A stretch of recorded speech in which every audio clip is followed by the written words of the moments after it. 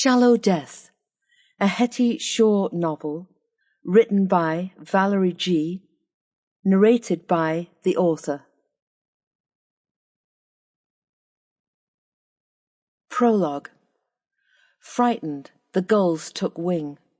Like scavengers, they circled and squawked above the sea cliffs. Far below, the cockle-gatherer didn't see the falling body, but he'd remember later when interviewed by the police that he'd noticed a man standing dangerously close to the cliff edge. For thousands of years, this place had been perfect for gathering cockles. This morning, the spring tide had retreated, leaving a clean beach in its wake. The cockle-gatherer pointed to the slight impressions left in the sand and explained to his grandson how the cockles pump water across their gills to feed on phytoplankton.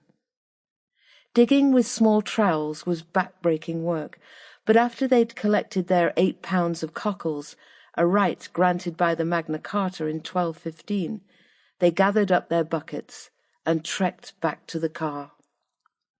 The gatherer whistled a hymn and placed a friendly hand on his grandson's shoulder.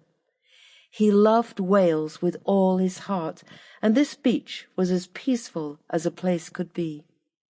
"Tade!" The small boy pointed to the foot of the cliff 20 yards distant. Something white billowed against the rocks. They walked over, their footprints magically erased by wet sand. As soon as they got close, the gatherer knew she was dead. No one could survive such a fall.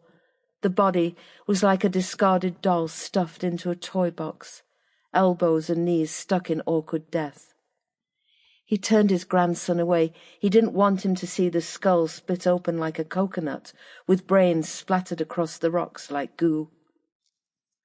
An hour later, the beach teemed with people, the air alive with their shouts. For the second time that morning, the kittiwakes left their rocky ledges in a flurry of anxious flight. Above the fray, a helicopter hovered, flown in from Carnarvon, but even the Coast Guard couldn't save the life of this young lady. A local reporter with a woolly hat and matching mitts stamped her feet against the cold and recorded what she hoped was a sensational story. Lady Gwen fell from Castle Cliff in the early hours.